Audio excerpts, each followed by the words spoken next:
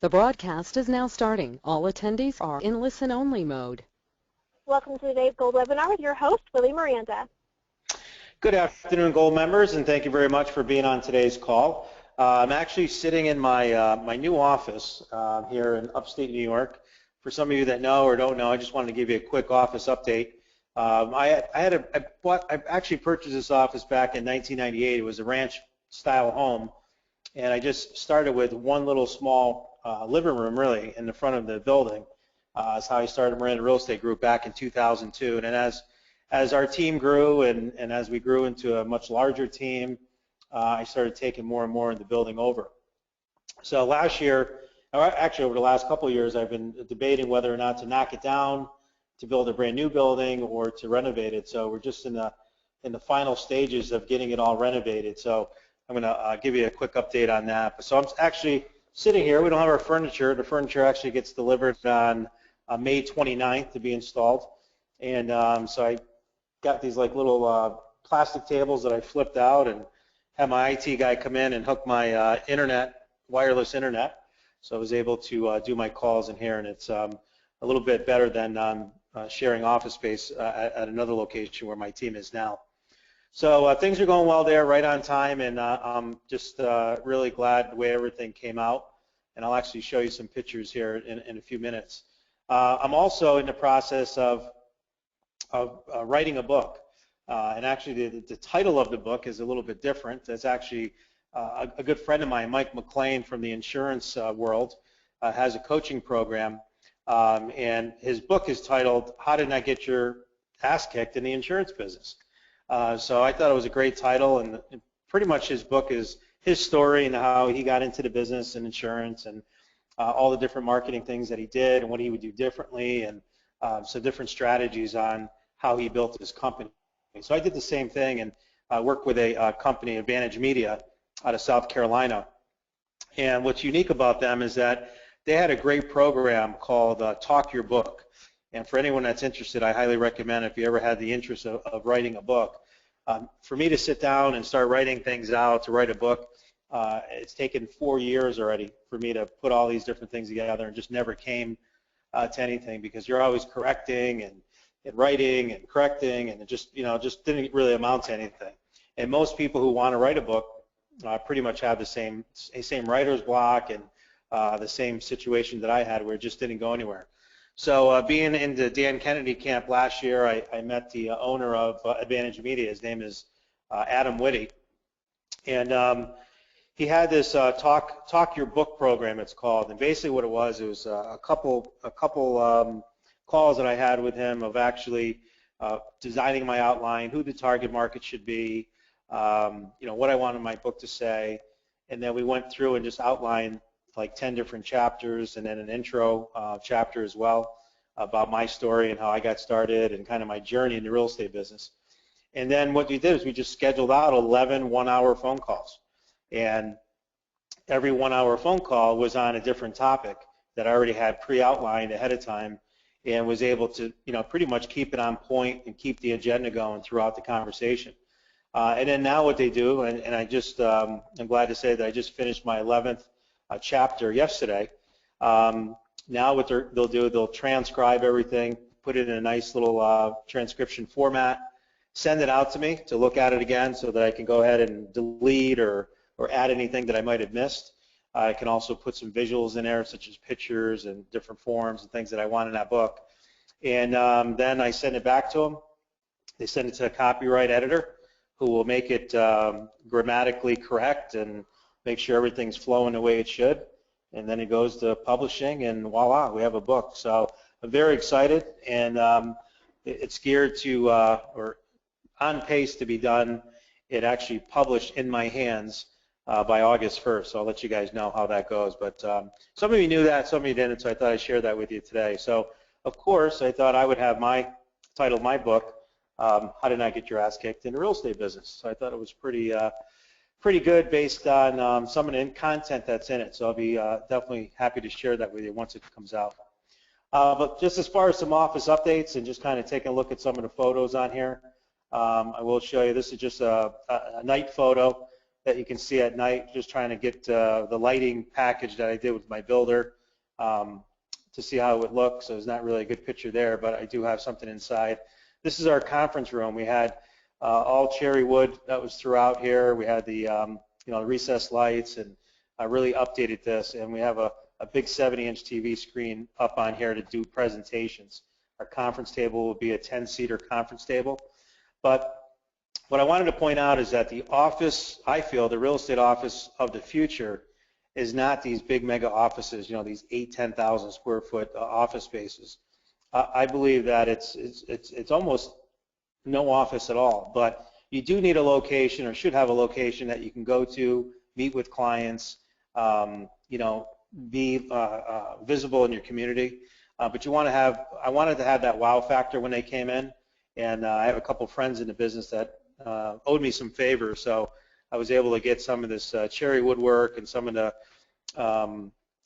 furnishings, not the furnishings, but the way they built it all out with some of the granite and stuff like that at a discounted rate. It's going to really look good. Here's our reception area when they come through. So the front door is over here to the right, and as they come through, a granite countertop and nice laminated space there. Yeah, so it's going to be really inviting and really nice. There's our back patio. It's very important. We like to have a lot of great culture in our office. We'll have a grill out back, and we'll have a little patio set out there. We have other flip tables that we use. Actually, I'm using them right now in my office. But this is something that we wanted to have this time around, so that we were able to break bread with each other and be able to have a nice space to go outside with. Again, that's another overview of the building at night. This is the actual conference room done, as you can see with the TV. I think I may have another shot with it as well. This is out front of the place during the day. There's where I'm sitting right there, right in that chair. So there's my little makeshift office here, if you would. Getting some things done, very quiet and excited about it. There's my assistant Tina's office. She's actually out of the office right now, but there's her office there. So she's got a little bit of a table to come in and wire up wirelessly. There's our kitchen, stainless steel, and we had a nice laminated built-in cabinets there. But it's really coming out really nice. We're really excited about it, and it's something that I'm hoping to do some type of a summit next year, next spring, where I'll actually be able to invite some of the coaching members out to my office to fly out to Albany, New York, and actually do a mastermind out here, where you would actually fly into Albany. We'd spend 2 days together. One day or a good half day would be in my office, going through, talking to my staff, talking to my inside salespeople, talking to my bookkeeper, my brother who's a general manager, talking to some of our agents to really get a good feel for what we do. And I'd like to get feedback if you guys are interested in that. Either shoot me an email or you can actually put a quick question in the chat box here, so that I know that we have some people that are interested in that. But that's going to be something that's probably going to be slotted either fall of this year or more likely next spring sometime, depending on demand on who wants to come out. So that's the office update, and I just wanted to share that with you because I had a couple members ask me how things were going, and I said I'd bring it up on today's call. All right, so today what I wanted to talk about are a couple different things. The first thing was the update. I want to tell you a little bit about that and also my book. But also, actually I'm missing an R there, the vendor mixer. Our Miranda vendor mixer. This is something that I talk about in the referral agent machine product, the fourth bonus segment that we have on that, is about the importance of doing business mixers. And I think I mentioned this before, and I'll just kind of go over briefly on what it is, but basically we want to be the hub to our agents, and we want to be the hub to our consumers, our clients, so that when they need a good vendor or tradesperson, such as a plumber, a roofer, a contractor, an attorney, a lender, we want to be able to make sure that we have some good people that we can refer them to. And I just last week I was on a listing appointment with a buddy of mine, and I'm going through his house, and I went through his backyard and went through everything. And at the end of the conversation, there was like 5 different tradesmen that he needed. He needed a landscaper, needed a roofer, needed a painter, needed a contractor, and he needed a hardwood floor finishing guy. So ironically, all 5 of those people I have in my business directory. So I was able to give them all the information, give them the leads, or the contact information for those people, so that we can get his home on the market. Hopefully by the end of summer. He wants to be putting this on the market in September, and he wanted me to come over now to do some of these things and see what he needed to do over the winter to get things, or over the summer to get things going. So this is what I've been doing and why I've done this over the years, because it's been very profitable to me. And for those of you that are on this call that say, well, geez, I can't do that, don't think that way. It's very easy to do. And even if you started with 5 people to start, it doesn't matter. But there's at least 30, 35 different tradespeople that are involved in any transaction, any real estate transaction. And it doesn't just have to be people in real estate. Like in my business directory, I have my massage therapist in there. I have my dentist. I have, well, Stager is part of the real estate transaction. We're just kind of going down the line.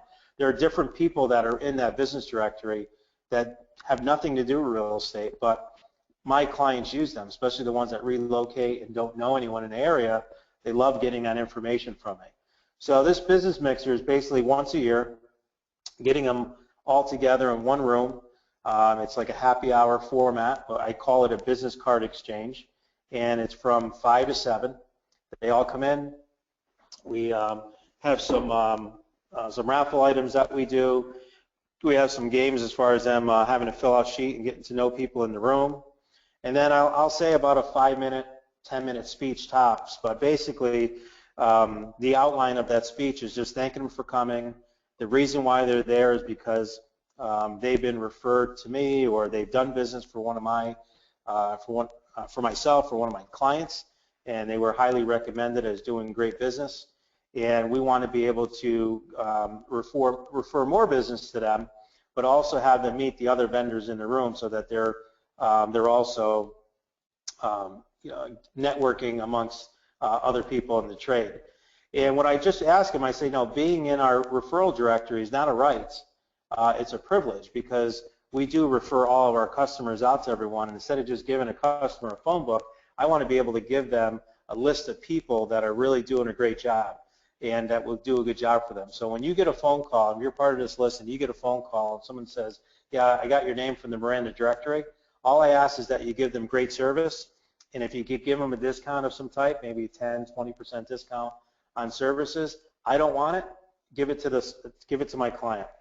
And but I need you to give them good obviously give service. But in return, we also want to do business with people that refer business to us. So we're going to be looking to you guys also. If you're out there, and I always give the example of my carpet cleaner, he's given me 5 deals since he's been with me in my business directory, and it's because he's out there, he's in the front line. So he's getting out to these homes before they're even listing them. And when they go into the property, he's doing the carpets and, chit-chatting. He's kind of a gabber, high-I personality type. And, why are you selling your house? Oh, we're getting ready to, or, why are you getting your carpets clean? And, yeah, we're getting ready to put it on the market. Great. Do you have a realtor to help you? No, hey, hang on a minute. And he goes out to his glove compartment, and he's got, a whole rubber band full of my business cards, and he'll give it to him. He says, hey, give him a call. He's a really great guy, and let him know that I sent you, and he'll give you $500 off closing costs just for listening with him. And I've been able to receive 5 closings that I've probably got 7 leads from, but 5 of them I was able to close, and it's been very profitable for me and our relationship. And this is true of my locksmith, this is true of my lender, this is true of my attorney. The list goes on and on. I get a ton of referrals from these guys. But in turn, I use them and I give them a lot of business. My carpet cleaner guy, and I keep track of this, I've given him over 20 cleaning jobs of people that have needed to get their carpets done prior to listing their homes. It seems like almost every other listing, especially here in the Northeast, that I'm recommending that they get their carpets done prior to putting it on the market for one reason or another. So Miranda Vendor Mixer is going to be June 11th. I'll give you guys some feedback on how that goes when we do it. But just to kind of give you a sneak peek of what it is, you can go to, oh, watch this not work now. That might have been the wrong URL. But I thought it was Miranda Vendor Mixer. Oh, I'll definitely look it up and give you guys that before we get off today's call. I think I have it on there. Let me just check real quick, just so you can kind of see an idea of what it looks like. And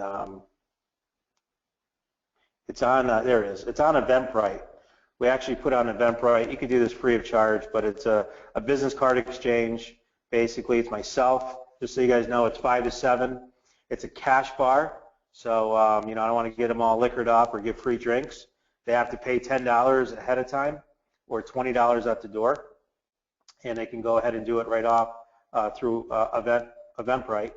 But I have my lender and my attorney sponsor it. So they provide all the appetizers, the hors d'oeuvres, you know, soda, coffee, tea, that type of stuff. And you know, basically, it's just it just shows, you know, come meet and greet, business card exchange, share your business message with local businesses. You'll be added to our directory that we give to our clients, and you'll benefit obviously from being part of this. So, and then we're also looking to raise money for our golf tournament and looking for sponsors and players at that event as well. So. Just a good idea. I wanted to share it with you guys as well. And if you have any questions on that, feel free to give me a call or follow up with me, and I'll be more than happy to give you any of the information that we've done on that. All right, let me just see if Christina has done my, if she was able to get my yellow letter done. Here it is. See if I can bring it up. We did a yellow letter when I was at the last conference. We had a guy from San Diego, and I forgot his name. I think it was Jim, his name was. And I had given this idea to 2 of my agents and one of my coaching members about doing this. You know, a lot of us have, and this is a great idea for those of you that have a cash buyer that you're looking for, or you have a certain buyer that's looking for a specific neighborhood or town or area. We've been able to use this letter so far just from being back from the conference in April, and it's worked for each person I've given this to. They've been able to pick up either a listing or been able to match their buyer to a listing, and we've done 2 one-time showings already on this where the property wasn't even on the market. We did it at a 5% flat fee, and we're able to save obviously the seller money. In one case, one was going to actually sell their home, but they're going to rent back to my buyers for 3 months, and then come September, they're going to be moving out, and my buyer is going to be moving in, and their kid's going to be going to the local school. But the way it works, basically, and you might have seen this before, but it's really just a seller letter that you're sending out looking for potential sellers in a certain neighborhood. So this reads, you know, and you can see it on there, dear homeowner, I have a family extremely interested in purchasing a home in your neighborhood. My clients are pre-approved and ready to open escrow. They can be extremely flexible with the close date, are willing to pay full market value if the inside of your home fits their needs. So if you're considering making a move in the next 2 to 3 months, you should call me. Here's my number, 518-376-1073. Okay, so it's a real simple letter. It goes out in a, you could put it in a, we put it like in these, if you go to uline.com, uline, so uline.com, they have these clear plastic envelopes that you could send them out in. So we put a label, we actually handwrite the envelope out, or you could use labels if you want. Pretty much everyone that I've had has written it out. And you put this in there. And you could add a date to it if you like, you know, just so it looks a little bit more current, more specific. You could put a call to action on the bottom, you know, find out what your home is worth online. But we're really trying to keep it from being salesy to more of a personal note to say, hey, you know what, we have a buyer that's looking in your area. If you're thinking about moving, we may, you know, be able to sell your home.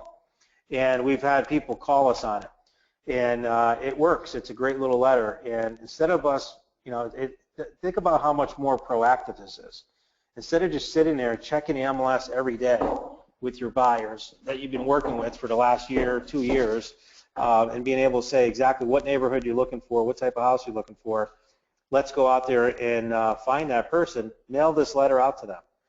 It's a great letter, really easy, and it's something that, you know, it's one of those things that, you know, is easy, you've seen it before, but you just never implemented it. That was my case. I've seen this letter over and over again, and I've just never really used it. And talking with some of my agents, one agent was, when we went over challenges and what their stucks were, what their needs were, he said to me, he says, well, this is one of my agents, Mark. He just said, yeah, I got this buyer. They want to live in this neighborhood. It's about 500 homes, but every time a home comes on the market, it sells quick or it's not the type that he likes. So I said, hey, try this letter and send it out, and he was successful. Within 4 days of him sending it out, he had 2 appointments, and one was the one that he ended up selling, getting a contract, and then leasing it back to him for 3 months because they weren't really ready now, right? So a lot of times you'll find homeowners not ready right now, but they might be ready down the road. So you could change that next 2 to 3 months. You could change the next 6 months over the next year. You could change that to be whatever you want. This one just happened to be next 2 to 3 months.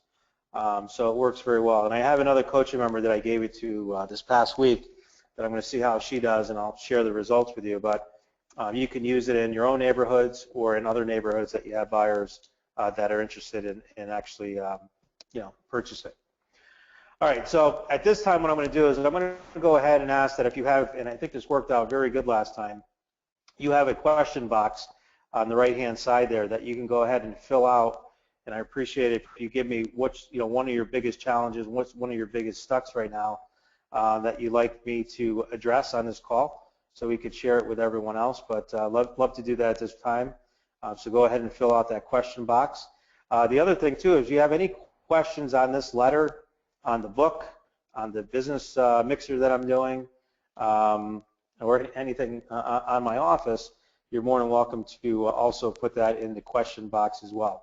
The other thing is, if you have a success that you want to share with us as well, you can go ahead and do what's really working for you right now. And I'll be more than happy to address that as well. Okay, so that is the seller letter, and it's something, like I said, is very easy to do, and you guys should definitely work with that as much as you can. Last month we had a situation that I had a buyer. Actually, the long and short of it, I was out to dinner one night with my wife, and I ran across an old-time friend of mine at a recovery room and grill, and he was out with his wife, and they were watching a ball game, and my wife and I had stopped in there, and we got talking, and he was like, yeah, we're thinking about moving down south. It's been a tough winter, but we just decided, you know what, we're just going to stay here locally because their daughter has special needs, and now she's in she has some additional services that she's getting up here, very comfortable up here. So he goes, but believe it or not, instead of us downsizing, Willie, we need a little bit more room. I need a bigger office. I'm working from home now. We just need a bigger kitchen for entertaining. We'd like to get something bigger. Plus, we need to buy a house with a pool because our daughter really loves to swim. So I said, okay. So we went out, we looked at some different properties. Actually, I didn't show him properties. My showing agent showed him like 9 or 10 properties. And the first property that they saw, they really loved. But they didn't want to just jump on the first thing they saw. They went out there and looked at like 9 other properties. Well, about 2 weeks later, after looking at about 9 properties, wouldn't you know it, they said, you know what, the property that we want was really the first one that we saw, and we just saw that they took a small price reduction. I think it was $469 or $479. They dropped it down to like $469.9.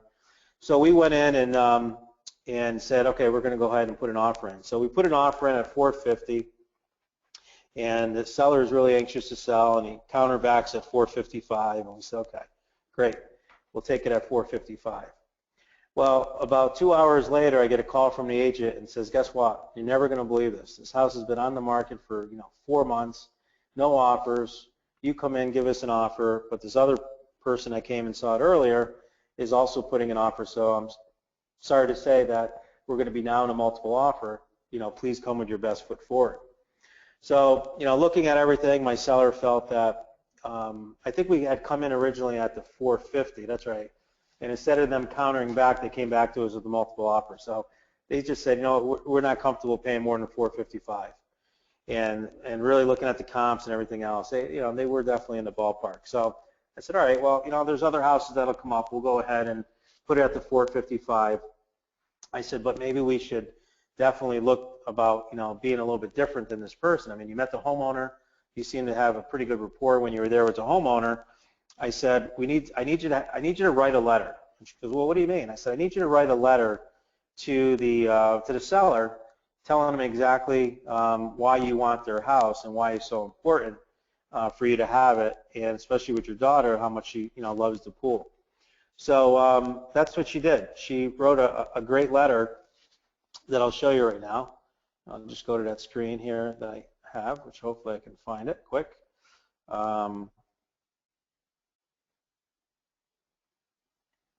And I call it the buyer love letter, but this is the letter that they use right here. And if you read, this is Michael. Thank you for taking the time to meet with us yesterday morning.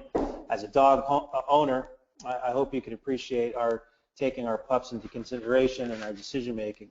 Since first, the moment we went into your home, was ready to move in because it was the first one that we saw. My husband was more pragmatic than I. We decided to look at others. We saw some beautiful houses, but none of them spoke like yours did. They all fell short. We were originally saving for a place down south for retirement, but after our daughter found that wonderful adult residence with the Center for Disability, we knew that we were here forever and decided to look at a dream home. The moment I walked into your home, I knew it was the one. Every corner of your home speaks to my soul. We wanted office space for my husband, an art studio for me, and had it close enough to bring my daughter Katie home each weekend. And because she believes she's a mermaid, we had to have a pool, or had to have a pool. And it had a huge, and it had to be unique, a great and entertaining venue. So then she goes into that, we're in a position where we not need it to have a contingent sale. We have no specific timeline, so we're flexible where that is concerned. We will shower all the love and attention on the house that you both have so obviously done. Here's our top-end offer. We sincerely hope it meets with your approval. All the best to you, John and Terry Spatafora. But on here, what she did, and you guys might have seen this in the past, but she actually, I didn't even tell her to do this. She went and did this, and it was just, she actually put a picture of her daughter and a picture of the dogs on the bottom and signed them from them.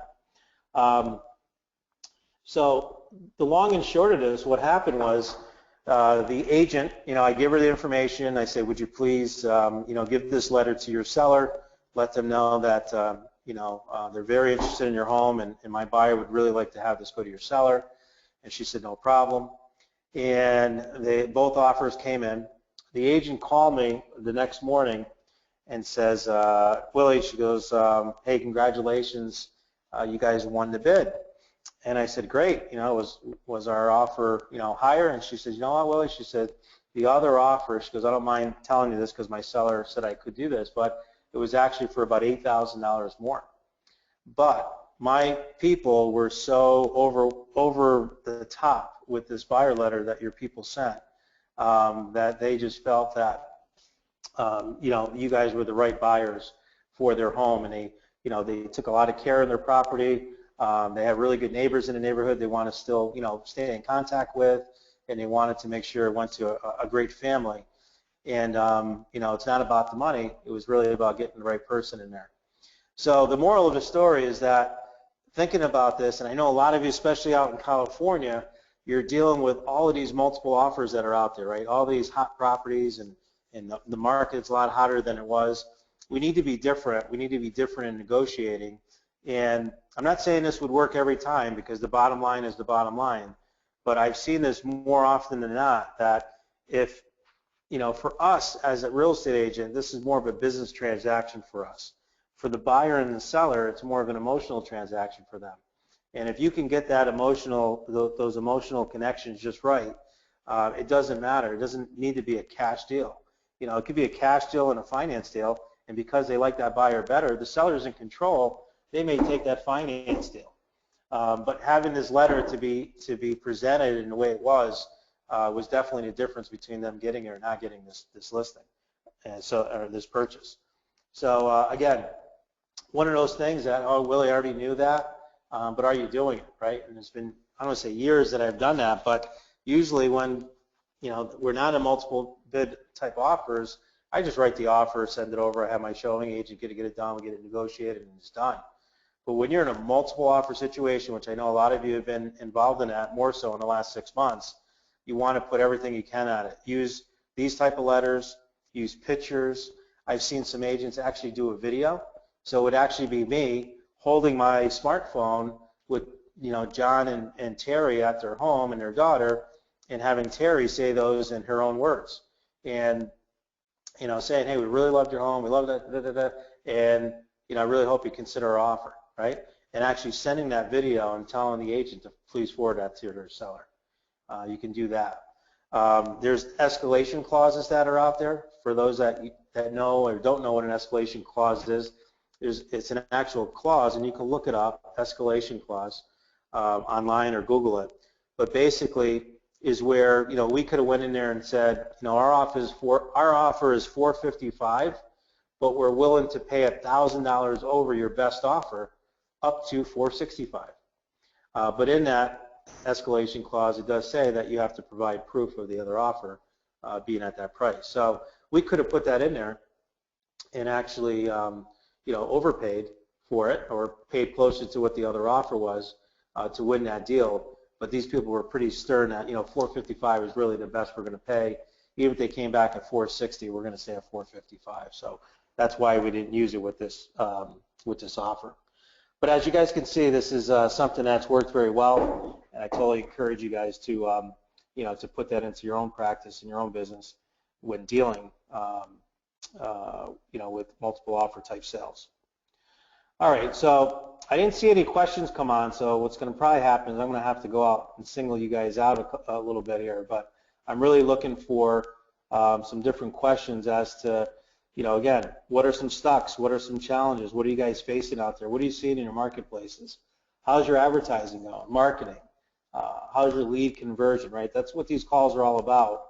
And whatever I can do to help you, I really appreciate you going ahead and typing that in the question box.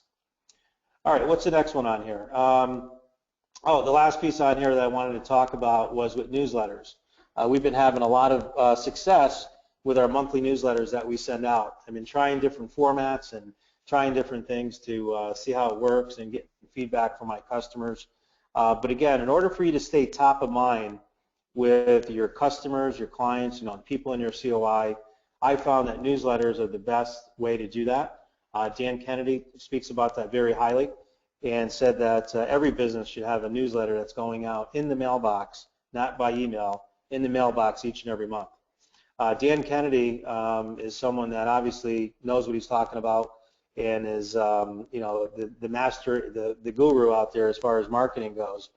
And I got to admit, looking at all the different marketing that I do, if I had to give up all the marketing and just keep one, the one that I would keep would be my newsletter. So I'll share that with you real quick here, and I should have it up on the screen already, but let me see if I have it here. I can show you. But our newsletter is something that I've used now for a number of years. I think I've shown you guys this, and if I can find it, I could share it with you guys. Where did I put that? Here we go. But here's our newsletter, and again, it's hard to read, but I just want to kind of give you the content of it. Each and every month, this is our newsletter that we sent out, I believe, in May. But basically, it just kind of goes into, I'm always giving people the update on what's going on, right? So, you guys ever see those holidays where you have these, your friends or family members, you get these like brag letters, right, that come in and they talk about their kids and they talk about, we call it the brag letters, but basically all it is, like I just kind of keep on what's going on. So that was May 15, there you go, May 2015. So I talked about from vacation to launching a product, right, talking about the referral agent product that we launched. And, but I just talk a little about what's going on here first quarter. I'll go over some stats with them, let them know where we stand to date versus prior year. I talk a little about the inventory and how things have been moving. We've been getting multiple offers and how we're more in a seller's market. I'll talk a little bit about my kids and about going to Grand Canyon. I talk about going to the Craig Proctor conference, just having an amazing vacation. But then I also go into a little bit about talking about this referral agent machine and training and teaching agents all around the country on how to build their business by referral. And then, basically just going into talking about the golf committee with our children's hospital that's coming up, and talk about that, give an update on what's going on in the office. But there's a lot of content that's in there, right? But again, if 72% of my business last year came from referrals, the reason why it's so high, and people say, how is that? How is it so high? It's because of this newsletter. I send this newsletter each and every month to over 1,700 of my clients that I've dealt with over the years, and some of my insurance clients are also on this as well. And that's 1,700 people that are getting this. So every time this newsletter goes off, I always get hits on my website. I'll get phone calls. I'll get referrals, and it's something that I don't miss. Each and every month it's being sent out there. But on here, what I wanted to share with you are some of the different things that you can do.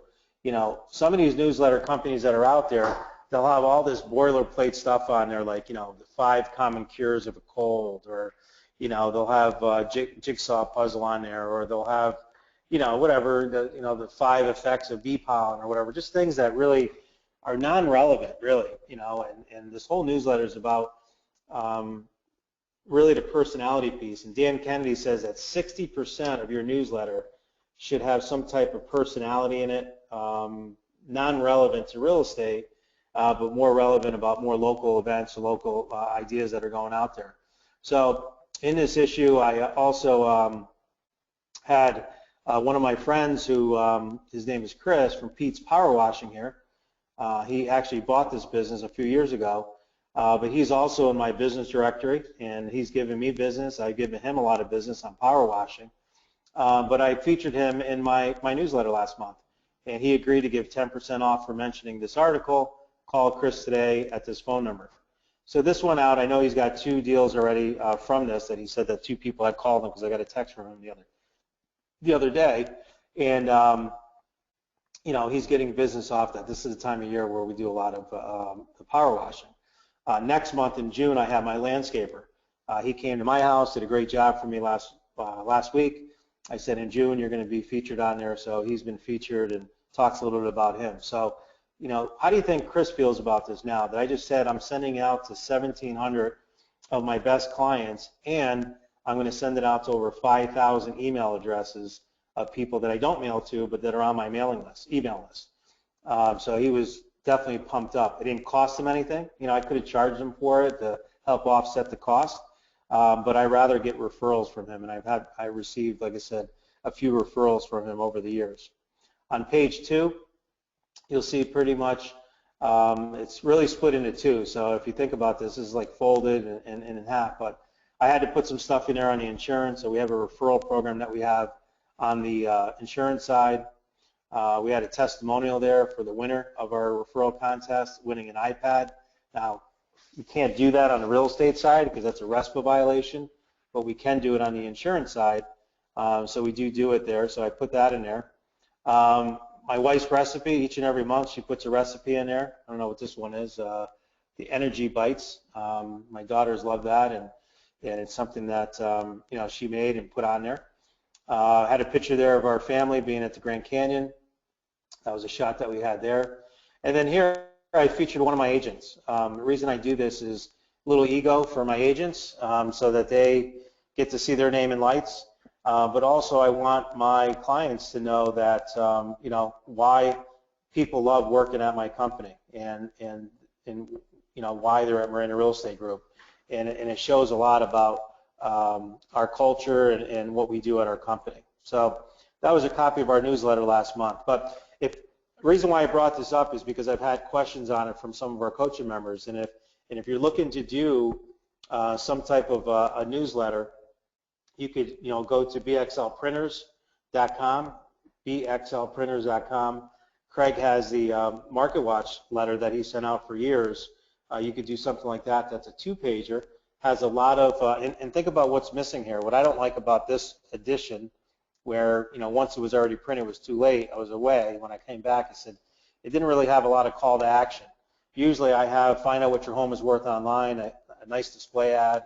Or instead of Brenda here, I would have an editorial ad on how to sell your house, or I'm sorry, costly home seller mistakes when selling your home, or 11 home inspection tips to avoid or traps to avoid when selling your home.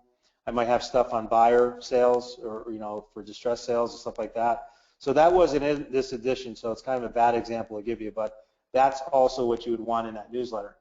So BXL Printers has a nice little newsletter that you can get. It's 2-page or 4-page, whatever you want to do, and then you can customize it. Or there's another company that I've used called serviceforlife.com, serviceforlife.com. And they pretty much are a real estate-based type newsletter. Again, you can customize it and use that, and they do a very good job too. But the newsletters definitely work. You can use them going after geographic farms. You can put the same type of stuff that you put your USPs that you put in on your postcards. You can use that in your newsletter as well and use them in geographic farms. I do that in mine, and it works very well. So hopefully you guys got some good ideas there, some good content from there. But overall, we're having a great month. I think this month is a month that I thought was starting off pretty slow, and come to find out we're about 35 pendings for the month, so I'm pretty happy with that. But the month's not over, so I know that we're going to be getting more and more business as the month goes on. Here in upstate New York, we didn't have too much of a spring market, and unfortunately, as a result of that, it went pretty much from winter to summer pretty quick. So we're definitely seeing some of that business coming in now. So I'm just trying to open up the question box here, Kathy. So hang on one second.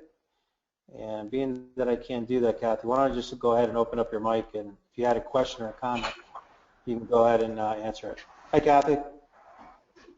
Hi there.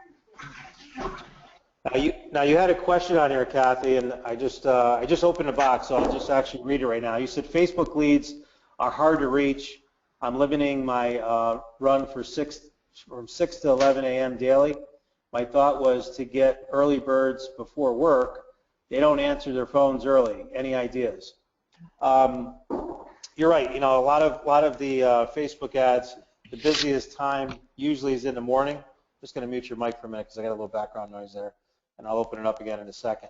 But usually with Facebook leads, a lot of the leads, like in the morning, because we've tested this in our Diamond group, from like 7 a.m. to 9 a.m. or sometimes even 10 a.m., believe it or not. Some people log in on their computers at work and go on Facebook first before even starting to work, which I thought was kind of strange, but I guess that's, I don't know, I got some tips from different people that's what they say they do, and some people we followed up with said the same thing, that that's when they actually get onto the internet. So much for that. But 7 to 10 a.m. is a great time, both in the evening and in the morning. So if you think about it at night, if you do a post around 7 o'clock, 8 o'clock at night, that's usually the best time to do that, because that's when Facebook is the heaviest between those times. So as far as calling them back, they're just like any other web lead, Kathy, where getting these people to answer their phones, more than likely they're at work or they're on their way to work, they may not pick up. You're probably going to be better off trying to call them in the evening hours, or definitely on Saturdays between 10 and 2. A lot of times you'll be able to find them there as well. But I know that Craig's always said in the past, never leave messages. You don't want to leave messages, and I do agree with Craig. The majority of the people that we've tested it both ways. Majority of people won't return your phone calls. But if you're making those phone calls out to them, Kathy, it doesn't hurt to just leave a quick message. But you don't want to leave a long, detailed message. Hey, you went on Facebook, you came onto my page, you wanted this information on the costly home seller mistakes, or finding out what your value is, and I got a great system. You don't want to leave a long, detailed message. The message is really simple. Hi, this is Kathy Buck. I had a couple questions for you. Can you please give me a call? And then you give them your phone number. That's it. And people want to know, what's these couple of questions that Kathy Buck, who's Kathy Buck, and what's the questions that she has for me? And that I found people are more, I don't say less skeptical, but they're more inquisitive as to what it's about, and they'll call you back. But if you go and give them all the information, a lot of times you're finding these people, Kathy, early in their home search, or they may not be looking to put their house on the market. maybe in the next 6 or 12 months, maybe over 12 months, but they're not looking to put it on the market now, but they wanted to find out what their home was worth, right? They wanted to know, especially if you're running those ads where it says, your whatever, Orange County home may be worth more than you think. Click here now to find out what the value is. They might be looking to sell it in the fall or next year, but they want to find out what the values are now. So use that opportunity if you have a good email address or you have a good phone number to put them into your database, to drip on them, to follow up with them from time to time. And I would implement that 3-4-12 on all of your leads. All right, so the 3-4-12 is calling them or emailing them, if you don't have a good phone number, 3 times in the first 72 hours. If they don't pick up or you can't get a hold of them or they don't return your email or call, then call them once a week for 4 weeks, right? Switch up the times. If you're calling in the morning one day, call them in the evening next time, call them on a weekend the time after that. So after those 7 attempts, if you still wasn't able to reach them, then put a follow-up plan in place to call them once a month for 12 months. Okay, that's like 19 touches. 19 touches to that lead. Statistics show, and sales stats show that 80% of sales are made on the 5th to 20th now contact. So there's 19 touches. If you want to add another one, you can to make it to 20. But at that time, after 20 attempts, if they still haven't done anything with you, then you may want to delete them out of your database, or you may want to just restart the cycle again and keep in contact with them. Yesterday at our meeting, we had a full agency meeting yesterday with my team, and we were talking about Market Leader. And Market Leader are web leads. And I was talking about the effectiveness of them and why are some agents more effective and been able to close 8 or 10 deals from it in the past year in my company, where some agents get the same amount of leads and maybe only close 1 sale. And the difference between it was the follow-up. And I interviewed, I had one of my agents stand up and I said, share with me your practice. I had 12 sales last year at Market Leader. And she says, I'm just in there 3-4 times a day looking at them. If they're on there searching, or if they're, if I can see in the background that they're online, I'm shooting them emails and I'm keeping in touch with them, right? She said she just closed one the other day for $450,000 that was someone that hit our website 2 years ago. So the leads are good. What's not good is our follow-up. And we have to make sure that we have a proper follow-up plan in place so that when you're getting these Facebook leads and you're getting these website leads, you have to know the expectation that a lot of these leads, you're only at a 3 or 4% conversion rate, and you can make that conversion rate go up much higher if you have the proper follow-up system in place. So hopefully that answered your question, Kathy. I'll open your mic up one more time just to see. You there, Kath? Yes, Kathy? I am. Thank you. All good information. And I think what I'll do is I was just going through my database and seeing that I have these leads that are 1 and almost 2 years old, and I was going to start phasing them out, but you've just given me renewed hope on it. So if I could reach them once and they haven't bought yet, then it's worth it to continue on with them, I think.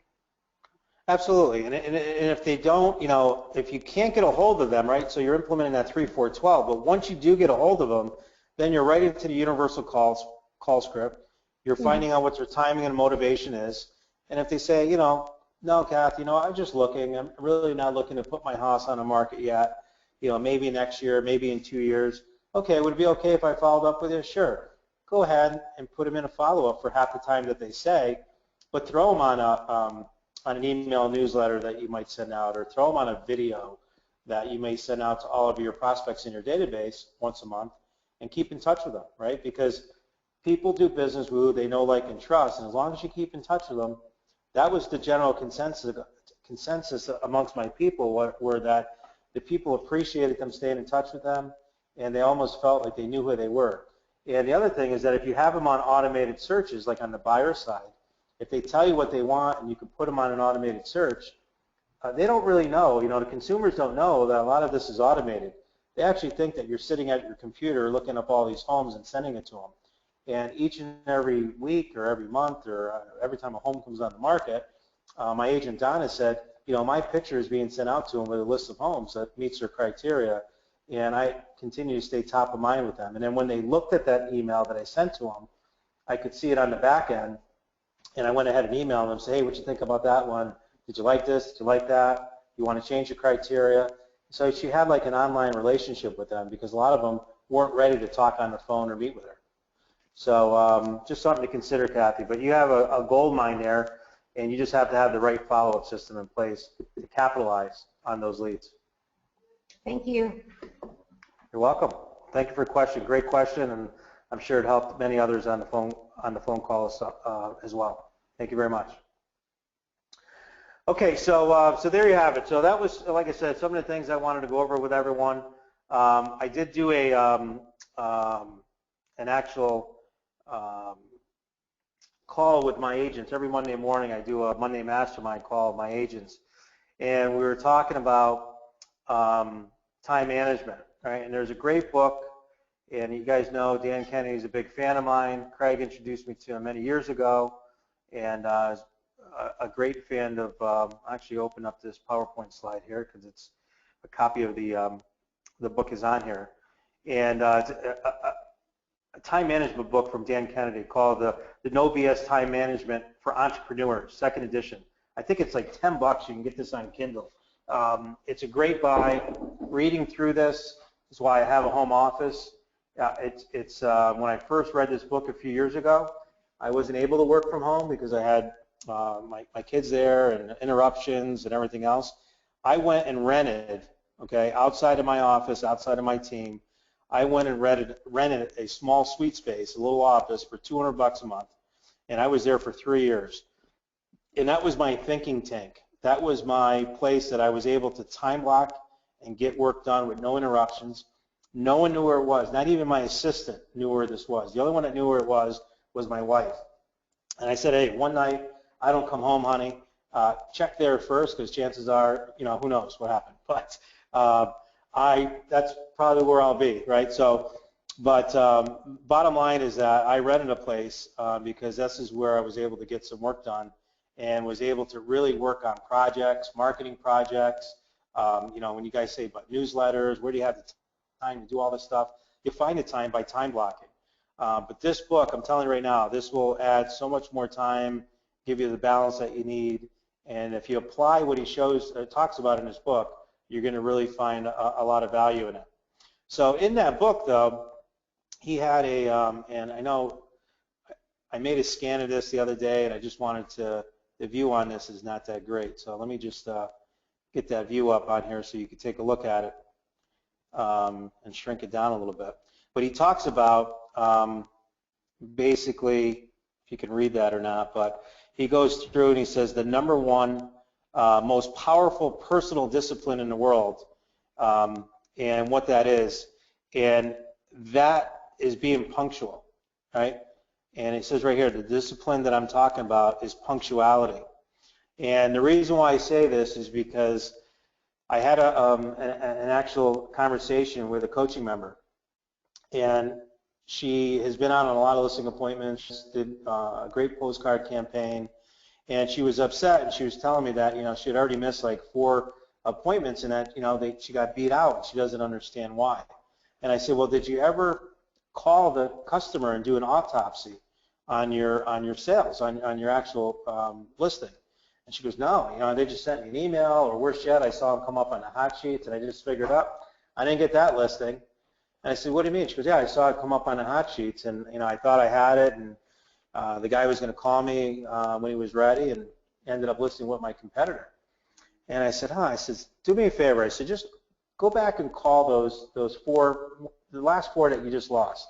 Just call them up and just ask them, say, you know, you know, it's unfortunate. I know that, you know, you went with someone else, and I wish you the best of luck in selling your home. But, you know, in an effort to better my business, I'd like to know if you can give me some feedback as to what could I have done or said, or you know, what could I have done differently to have earned your business. And that's all. And I said, just shut up and say, you know, go ahead and be candid with me as much as you can, because I really appreciate it. So a couple of people were like, well, you know, just the other person seemed to have more marketing, or the other person seemed more excited. You know, you had a lot of different to-dos you wanted me to do and change things, right? So the first thing I thought on that, and after talking to her, is that she went in there like a bulldog, and, you know, I told her, follow the 14-step process. You know, go in there, shake their hand, sit down, go through, but keep all the negative comments to yourself. She right away started telling them what they had to change, what they had to do, and you know, went to one room. Oh, this room is pink. You got to change this. You got to, you know, people don't like that. Oh, you got a busy road out there. This is going to be a tough sale. She was totally negative. And I told her, can you, you know, when I put herself in the seller's shoes, she said, wow, I didn't even realize that. She goes, you know, I've been doing this for years. You know, I think I'm being helpful, tell them they have to do all these different things 10 minutes, 15 minutes into the conversation. So she turned a lot of these people off. But one guy said to her, he said, honestly, you want me to tell you why? And she says, yeah. He goes, because you showed up 20 minutes late. Everyone else was here on time. You showed up 20 minutes late, and I was very annoyed. My time is very precious. You know, I had to be somewhere, and you know, you showed up 20 minutes late, didn't call me, just showed up, and didn't even apologize for being late, and came in and really didn't have any, you know, didn't have any remorse for being late. So he said, everything that came out of your mouth after that point, I was so upset I didn't even listen to, and I already knew I wasn't going with you from when you came through. That's why I was pretty short, and you know, like he said, she said he was kind of really nice on the phone, and she said she couldn't believe in person how short he was. So when she got that feedback, she told me, and you know, it took a lot about her to actually admit that to me, but she told me, and I said, that's exactly what Dan Kennedy talked about in his book, and I showed her a copy of this, and he talked about the discipline of being punctual. But on the second page here, I don't know if I can make this a little bit bigger here, but he talked about the fact that it's in my conviction that a person who cannot keep appointments on time, cannot keep scheduled commitments, or cannot stick to a schedule, cannot be trusted in other ways either. So he put on here that basically the respect for others' time is a direct link of people that don't regard their time. But out here he says, so as a general rule of thumb, I use this as a means of determining whether or not I want to do business with someone. And when I violate this, as I occasionally foolishly do, I always get burned. Okay? So think about that. So for all you guys on this call that show up on listing appointments and buyer appointments, and you show up and you know you're 5, 10, 15 minutes late, don't think for a minute that that's not hurting you. Now again, I know sometimes you might run into traffic. You should account for that. You know, your car ran out of gas or was running low, so you had to stop somewhere. You left your cell phone at home. Whatever excuses that you give to these people, it really doesn't matter. Because if you think about it, these people got a $500,000 home. More likely is the biggest asset that they have, their largest asset. They're very nervous about having to sell. They're interviewing multiple people. You know, you have an appointment with them at 1 o'clock in the afternoon. Well, guess what? They're cleaning, they're getting things ready. At 12:30, they're already ready for you. They're pacing around the house. 1:45, they're looking out the window. 1:10, they're looking out the window. 5:01, they're ticked off. You're already late. If you're 5 minutes early, you're already 5 minutes late, right? Dan Kennedy talks about that as well.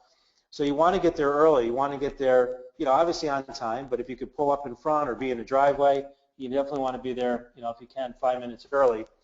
You don't want to be showing up there late because it's a total disrespect to a lot of people. And this is exactly what this person, when I showed her this, she said, I will never be late for another appointment. She goes, Willie, I'm late on almost all of my appointments. I won't tell you her first name, but they call her, let's just say her name was Dawn, which it's not. They call her 15-minute Dawn. I go, why did they call you that? Because I'm 15 minutes late to everything.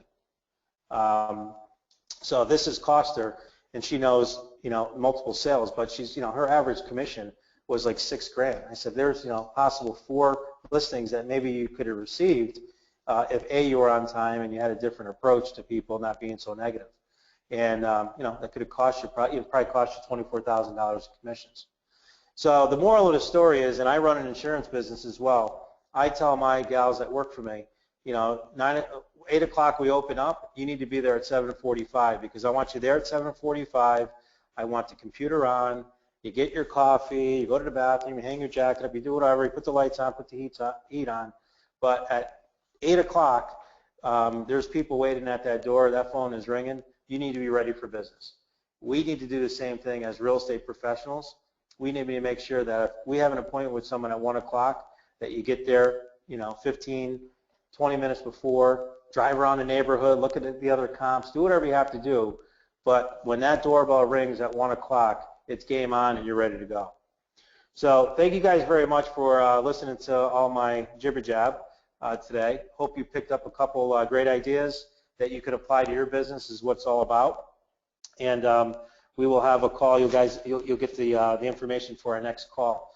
But with that, I want you guys to have a great weekend coming up this weekend, Memorial Day weekend. Be safe, and I wish you spend some time with your family.